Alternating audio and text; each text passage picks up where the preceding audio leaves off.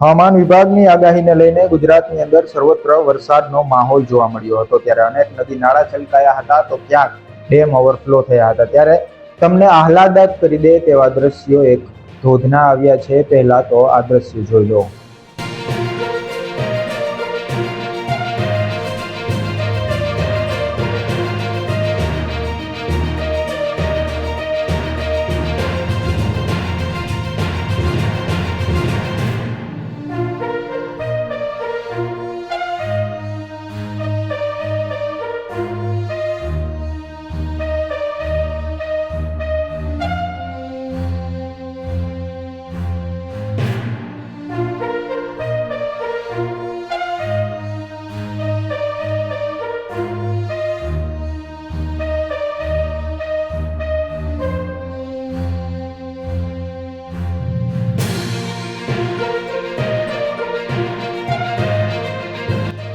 ગુજરાતની અંદર હજુ પણ સર્વત્ર વરસાદ વરસવાની હવામાન વિભાગ દ્વારા આગાહી કરવામાં આવી છે, જેને પગલે અનેક જગ્યાએ એનડીઆરએફની ટીમો તૈનાત કરી દેવામાં આવી છે, તો અનેક જગ્યાએ સાવચેત રહેવાની પણ હવામાન વિભાગ દ્વારા જાણકારી દેવામાં આવી છે।